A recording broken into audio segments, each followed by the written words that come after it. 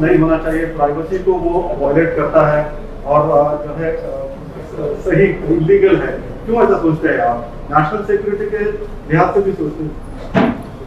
मैंने जुलाई 2020 में पिछले साल डीजीसीए को एक लेटर लिखा था जिसमें मैंने इस बात का डिमांड किया था कि ड्रोन की जो इस्तेमाल है वो फेशियल रिकग्निशन के लिए और दूसरे जो पुलिसिंग के लिए इसको इस्तेमाल की इजाज़त ना दे डीजीसीए। क्यों ना दे? क्योंकि एक तो सुप्रीम कोर्ट का पुट्टुस्वामी का जजमेंट का वायलेशन है राइट टू प्राइवेसी का। दूसरा यह है कि हमारे देश में प्राइवेसी प्रोटेक्शन लॉ नहीं है। तीसरा यह है कि यूपी गवर्नमेंट जो टेंडर कॉल की वो कहती है कि प्रोटेस्ट को भी आप देखेंगे, यानी प्रोटेस्ट निकालेंगे तो भी आप उस पर निकालेंगे, उसको रिकॉर्ड करेंगे। और ऑलरेडी फेशियल रिकग्निशन ऐप तो वो भी सुप्रीम कोर्ट जजमेंट का वायलेशन है। और फिर आप कह रही यूपी सरकार टेंडर में कहती है कि लोग जनता के टेरेस के ऊपर ड्रोन देखेगा, चेक करेगा। अरे भाई आप कौन होते मेरे टेरेस पे आके देखने के लिए? क्यों देखेंगे टेरेस पे आके? अब आप कल बोलेंगे मेरे टॉयलेट में आएंगे आप। तो ये सब बिल्कुल संविधान के खिलाफ है, सुप्रीम कोर्ट जजमेंट पुट्टुस्वामी के खिलाफ है। और अगर आप रिकॉर्ड भी करेंगे तो किस लिए रिकॉर्ड करेंगे? कितने दिन तक आपके पास रहेगा? कि हमारे पास डेटा प्रोटेक्शन लॉ भारत में अभी तक नहीं आया। तो इसलिए ये आप एक पुलिस स्टेट बनाने के लिए सब काम कर रहे हैं। लेकिन ये भी बात हो सकती है सर कि सिक्योरिटी को लेकर के काफी चौकस रहने की जरूरत है और उसके तहत ही, उसके चलते ही इस प्रकार का सर्वेलेंस। हाँ, तो आप अगर आप सिक्योरिटी की बात कर रहे हैं तो भारत में प्राइवेसी प्रोटेक्शन लॉ बनाइए, डेटा प्रोटेक्शन लॉ लाइए, उसके बाद ये सब चीजें करिए। आप मेरी प्राइवेसी को, आप मेरे डेटा को आप मिसयूज भी कर सकते हैं। आप मेरे डेमोक्रेटिक जो फंडामेंटल राइट है आप उसको भी खत्म कर सकते हैं। तो सुप्रीम कोर्ट का जजमेंट को फॉलो करने क्यों नहीं करना चाहते? पुट्टुस्वामी जजमेंट को फॉलो करिए ना, कौन रोक रहा है आपको? फॉलो करिए। अभी उत्तर प्रदेश सरकार टेंडर बुला रही है तो उसके पीछे मकसद क्या देख रहे हैं? उसके पीछे मकसद वो तो ऑन पेपर ये कह रहे हैं कि प्रोटेस्ट होगा और अगर कोई अनस्क्रूपुलस एलिमेंट्स होंगे। अब भाई आपको डिसाइड करने वाले कौन होंगे? अनस्क्रूपुलस कौन है? प्रोटेस्ट को आप क्यों करेंगे? प्रोटेस्ट तो सुप्रीम कोर्ट के जजमेंट है, संविधान में मुझे राइट टू डिसेंट का एक फंडामेंटल राइट है। आप इस देश में डेटा प्रोटेक्शन लॉ क्यों नहीं बनाते? आप भारत में प्राइवेसी प्रोटेक्शन लॉ क्यों नहीं बनाते? और क्यों आप पुट्टुस्वामी जजमेंट जो कह रहा है उसके खिलाफ ये क्यों काम कर रहे हैं आप? प्रोटेस्ट में देखें ना सर, 26 जनवरी को सीधा ऊपर चढ़ जाते हैं, फ्लैग को नीचे लाया जाता है और जिस प्रकार से वहाँ पे कहाँ दिल्ली में हुआ था, क्या हुआ? हाँ, प्रोटेस्ट 6 दिसंबर को भी हुआ था। प्रोटेस्ट 6 दिसंबर को भी हुआ था ना, बाबरी मस्जिद शहीद कर दिए थे और एक को भी सजा नहीं हुई। प्रोटेस्ट ही हुआ था ना, वो भी नहीं था प्रोटेस्ट तो आपकी नजर में? सर एमआईएम को आरोप लगता रहता है एमआईएम एक कम्युनल पार्टी है। अब आपके बिहार के सदर जाके जातिगत गणना की वकालत की है, क्या आप जातिवादी पार्टी भी बनने जा रहे हैं? ये आपके ऊपर आपको पूरी छूट है, इजाजत है। आप जो चाहे पुकारिए हमको। आप पुकारेंगे तो हमारे लिए बाइज़ इज्जत, बाइज़ फख्र और बाइज़ खुशी की बात होगी। मैं आपको रोक नहीं सकता, आप जो बात करना चाह रहे करिए। मगर हकीकत यह है इस देश में कि जो 50% हैं उनको 27% क्यों आरक्षण मिल रहा है? जो 20% है उनको 50% क्यों मिल रहा है? ये कब हुआ था कास्ट का सेंसस? भारत की आजादी के बाद तो नहीं हुआ ना। आप तो पुराना इस्तेमाल कर रहे, तो अब करने की जरूरत है। और जरूरी है कि जो हर तरह से पिछड़े हैं उनका करना चाहिए। और बुरी बात क्या है? 20% आप उसमें शामिल हैं प्रसाद साहब, उसमें आप शामिल हैं, उसमें आप लोग शामिल हैं। आप लोग हमेशा कैमरे के पीछे रहते और पूरा आप पिक्चर कंट्रोल आप ही करते। तो हम ये बोल रहे हैं कि भाई पूरी पिक्चर आनी चाहिए। आप लोग पिक्चर कंट्रोल कर लेते हैं ना, तो हम भी बोल रहे हैं कि पूरा पिक्चर।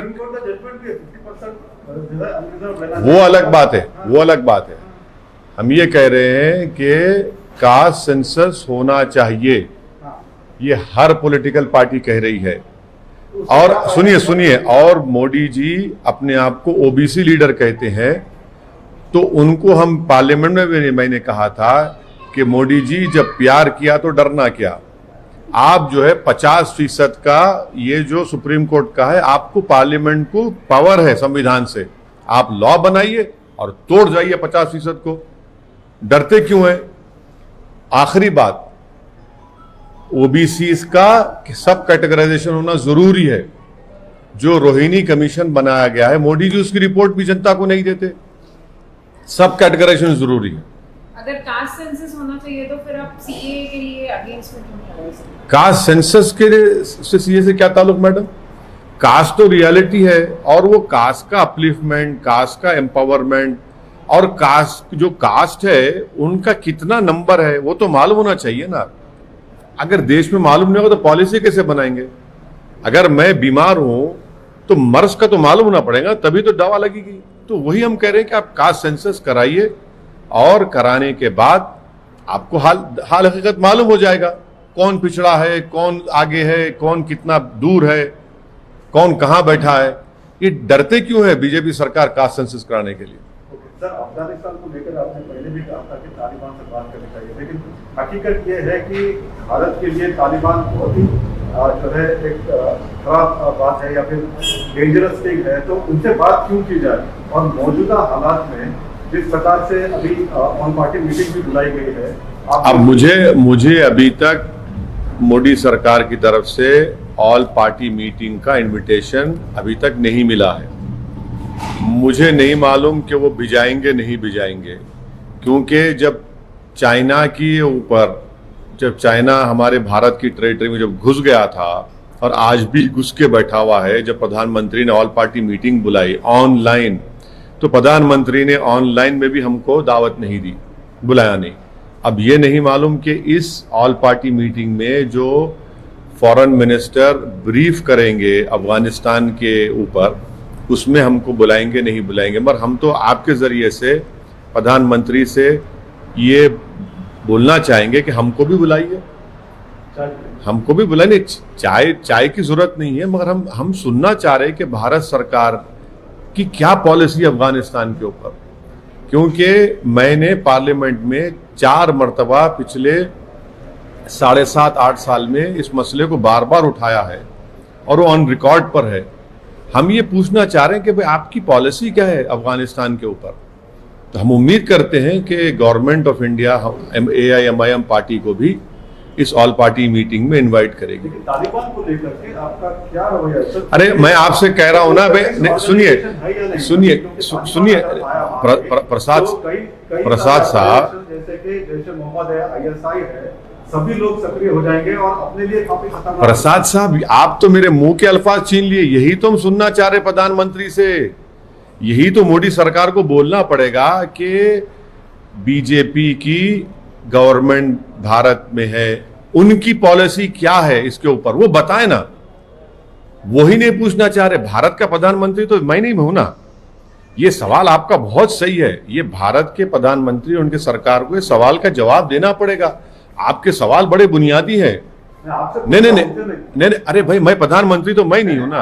अरे देखिए, तालिबान के बारे में बोलिए कि वो टेररिस्ट ऑर्गेनाइजेशन है या नहीं। भारत सरकार की पॉलिसी क्या हम सुनना चाह रहे हैं।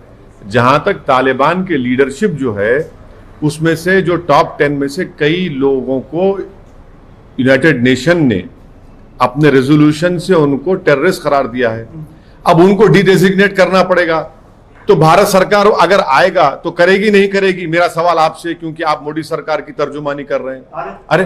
अरे बात तो सही है ना प्रसाद साहब, आप जब कह रहे हैं तो हम तो वही पूछना चाह रहे हैं। ये तालिबान के कई लीडर्स जो है उनके ऊपर यूनाइटेड नेशन के सैंक्शंस है, उनको डिडेजिग्नेट करना पड़ेगा। तो क्या चीन करेगा? भारत तो सिक्योरिटी काउंसिल का भी फिल वक्त चेयरमैन है। और फिर सुनिए, दोहा में हमने उनसे एक हेलो हाई किया, पूरी तरह नहीं किया। 2020 में हमने एक अनऑफिशियल एजेंसी से उनसे बातचीत की। यही तो हम जानना चाह रहे कि आपकी क्या पॉलिसी है। प्रधानमंत्री ने, सुनिए, प्रधानमंत्री ने काबुल जाकर आपके चैनल पर दिखाया गया कि गनी के साथ आपने पार्लियामेंट का उद्घाटन किया और भारत के प्रधानमंत्री ने स्पीच भी दी। वो पार्लियामेंट में अब क्या होगा? 700 करोड़ की पार्लियामेंट है। $3 बिलियन का इन्वेस्टमेंट हमने रिकंस्ट्रक्शन में किया अफगानिस्तान में। वो $3 बिलियन का क्या है? क्या हुआ? क्या देश जाना नहीं चाहेगा? सलामा डैम हमने बनाया, वहां के बच्चों को स्कॉलरशिप दी, छाबार पोर्ट का मामला है। ये तो सब सुनना पड़ेगा ना, उनसे ही सुनेंगे। लेकिन आप मेंबर ऑफ पार्लियामेंट है, आप इसके ऊपर राय रखते हैं। हाँ, बोल दिया ना, मेरी राय बोल दिया हूं मैं आपको। नहीं, आपकी राय बोलिए। क्या आप अपनी राय अरे अपनी आप क्या चाहते हैं? असदुद्दीन ओवैसी ही था जिसने 2013 से ये कह रहा था ये बात को। आप लोग सुनने तैयारी नहीं थे। आप लोग आप लोग इतने विज्ञान है, इतने आप लोग विजडम आप में कि आप सुनने तैयार नहीं थे। आप तो हंसी उड़ाते थे, आप तो मजाक उड़ाते थे मेरा पार्लियामेंट में, आप तो मुझे गाली देते थे। अब देखिए, अब इसका कौन जवाब देगा? अच्छा, मोदी जी इतना अमेरिका के करीब हो गए थे, वही अमेरिका सब बंद बहा के भाग गया। हमारे 4 कॉन्सुलेट थे, क्यों बंद हो गए बताइए? एक एम्बेसी के साथ कौन जिम्मेदार है उसका? क्यों नहीं हमने जाने से पहले एयरपोर्ट में एक रूम क्यों नहीं लिया हमने, जो दूसरे सरकारें कर रही हैं? यही तो सवालात हैं जिसका जवाब हम चाहते हैं प्रधानमंत्री से। वो प्रधानमंत्री है ना, उनको बताना पड़ेगा देश को कि $3 बिलियन भारत का पैसा वहां पर सर्व करने के बाद ये सब क्या हुआ। आप कह रहे हैं कि आपने पहले सरकार को बताया था कि हमको बातचीत करनी चाहिए इसके नहीं, मैंने सुनिए, किस तरह से सुनिए, मैंने पार्लियामेंट में ये सवाल उठाया था कि क्या आप ये करेंगे, आपकी पॉलिसी क्या है? आपने जवाब नहीं दिया। मैंने आपको बाखबर किया, मैंने आपको कॉशन किया, तो आप सुनने तैयार नहीं थे। आज वो हकीकत बन चुकी है ना। तो इसमें आपका प्रॉब्लम क्या है आपके चैनल का, कि आप ये चाह रहे हैं कि रात के 9 बजे बैठकर ओवैसी ये वो मैं होने नहीं दूंगा। आप ये नहीं सुनिए, आप ये पूछिए कि ओवैसी ने पार्लियामेंट में कहा था नहीं कहा था, बताइए आपने क्या किया? ओवैसी ने कहा था कि आप क्या कर रहे हैं, आप उसका जवाब नहीं देते। ओवैसी ये बोल रहा है कि भाई $3 बिलियन आप भारत का पैसा वहां पर खर्चा किए। अब उस पार्लियामेंट में कौन बैठेगा? वो सलामा डैम का क्या होगा? वो जो बच्चों को हमने स्कॉलरशिप पे बुलाया था, ये सब क्या हुआ? इसका नतीजा क्या निकला? तालिबान को आप टेररिस्ट ऑर्गेनाइजेशन मानते हैं? भारत को उनसे डरना चाहिए या फिर क्या करना चाहिए? देखिए, भारत सरकार ये बखूबी जानती है, असदुद्दीन ओवैसी भी जानता है कि जितने तालिबान के लीडर्स हैं अभी, उसमें से बहुत से ज्यादा पर यूनाइटेड नेशन ने उनको एज अ टेररिस्ट डिक्लेयर किया है ना। तो फिर आपको ही मानना पड़ेगा, मेरे को ही मानना पड़ेगा ना, यूनाइटेड नेशन का मानना पड़ेगा। मगर हम ये पूछना चाह रहे, आपने 2020 में उनसे मुलाकात की, यही टेररिस्ट से जिसको यूनाइटेड नेशन ने किया। आपने दोहा में उनसे मुलाकात की नहीं की। अब ये हम गवर्नमेंट ऑफ इंडिया ने दोहा में मुलाकात की ना, ये तो आप ही ने रिपोर्ट किया था। आप भूल जा रहे हैं, आपका चैनल पे आपने दिखाया था बड़ा बड़ा। हम ये सवाल तो हम पूछना चाह रहे हैं। हम तो उम्मीद करेंगे कि मोदी सरकार हमको भी दावत देगी। गो हमारे 2 MP हैं, मगर हम भी थोड़ा सुनना चाह रहे हैं। बुलाइए हमको भी पार्लियामेंट में। हाँ, बोलेंगे नहीं, हम सुनना चाह रहे भाई। वो तो ब्रीफ करेंगे। फॉरेन मिनिस्टर जयशंकर साहब जो है ब्रीफ करेंगे, सुनना चाहेंगे ना, हमको भी सुनाइए। हम भी ट्विंकल ट्विंकल लिटिल स्टार हैं। लेकिन जिस प्रकार से भारत अभी अफगानिस्तान से अपने नागरिकों को, दूसरों को लेके आ रहा है, बहुत अच्छा कर रहे हैं, क्या प्रशंसनीय, बहुत अच्छा कर रहे हैं, बहुत जरूरी है, लेके आना चाहिए उनको। मगर हम तो ये सोच रहे थे कि वहां पर एयरपोर्ट पे हम एक हिस्सा, एक एयरपोर्ट का, जैसा दूसरे एम्बेसीज ने एयरपोर्ट में एक रूम लेकर वहां पर अपना झंडा लगाया अपनी कंट्री का, हम भी लगाना चाहिए था हमको, क्योंकि एयरपोर्ट अमेरिका के कंट्रोल में है। एयरपोर्ट अमेरिका कंट्रोल में है। अभी भी अगर हमारे कोई नागरिक हैं तो उनको बिल्कुल निकालना चाहिए। अब एक बात आप लोग भूल रहे हैं, जिस जगह से हम यहां बैठकर इंटरव्यू कर रहे हैं, यहां का इंजीनियर को टेररिस्ट ने मार दिया था। हमारा इंजीनियर मारा गया आंध्रा का, तेलंगाना आंध्रा का, जाने दी गई हैं। तो यही तो हम सवाल पूछना चाह रहे हैं उनसे, आप जवाब ही नहीं हम सुनना चाह रहे। आप मुझे प्रधानमंत्री बना दे रहे, ये तो गलत बात है ना। मैं तो सत्ता में नहीं हूं, मेरे सवालात करना मेरा काम, मेरा डेमोक्रेटिक राइट है। मगर आपको इतनी तकलीफ क्यों हो रही है बताइए ये सवालात से? 3 बिलियन आपका भी पैसा है ना उसमें। जिस तरह से हालात है ये मैडम को सर, जिस तरह से अफगानिस्तान में इस वक्त हालात है, लोग मारे जा रहे हैं, तो उस पे अब क्या भारत को उनसे डरना चाहिए या क्या स्टैंड लेना? भारत किसी से नहीं डरता, ना डरना चाहिए। क्यों डरना चाहिए? क्यों डरना चाहिए हमको? मुल्क है, हमें कंट्री है, डरने की क्या बात है? चीन और पाकिस्तान एक हो गए। अरे भाई डरने की क्या बात है? कोई हो जाए, एक हो जाए, हम अगर हम एक हो गए तो 100 एक हो जाए, क्या करेंगे? डरने की बात नहीं है। ये बात बिल्कुल सही है कि तालिबान पाकिस्तान से बहुत करीब है, इससे कोई डिनाई नहीं कर सकता। तालिबान पाकिस्तान से बहुत करीब है, कौन डिनाई करेगा इसको? सब कुछ सारी दुनिया के हर सिक्योरिटी एक्सपर्ट्स कह रहे हैं। तो ये हम सुनना चाह रहे कि फॉरेन मिनिस्टर साहब क्या ब्रीफ करेंगे अगर हमको बुलाए, नहीं तो फिर आपसे सुन लेंगे। Hardeep Singh Puri has said that Afghanistan crisis shows why CAA is needed. Then make it. They should have made it religious neutral. Simple as that. I had said in my speech in the parliament that strategically this was a wrong step to be taken by the government, wherein you have made it on the basis of religion. Had it been religious neutral, people who have helped us, they would have easily been able to come to India. But you have made it on the basis of religion, which again is a violation of right to equality. Who stopped you from making it religious neutral? I had raised the issue of Hazaras, Tajiks, Uzbeks, Turkiman. In my speech I have raised it. No, you act in haste and you want to repent in leisure, you do it. But this is what I had said. Who stopped you from making it religious neutral? So you have been telling that there must be talks between the Taliban and UPC. No, I have been saying what the government is doing based on what has been said by strategic security experts, based on my readings of eminent journalists who are right now who are responsible for writing in our national newspapers, who have great respect for. Every security expert was saying this. So don't make Asauddin University some kind of like expert. I have been reading these people, following them, and what they have said many years ago has been proven right now. Has been proven right now. UPCM has told that people are shamelessly supporting Taliban. As far as AIMIM is concerned, we are not supporting anyone. We have raised questions because we are concerned about what will happen in Afghanistan. How the UPCM should read history. He should know that the aircraft which was hijacked landed in Khandar. And in Khandar, when the aircraft landed, we had no one to communicate over there. The UPCM should also know that as of now, security experts have said that Al-Qaeda, Daesh are right now moved their recruitment centers from Iraq and Syria into Afghanistan. Jaish-e-Mohammed is now embedded in Helmand province.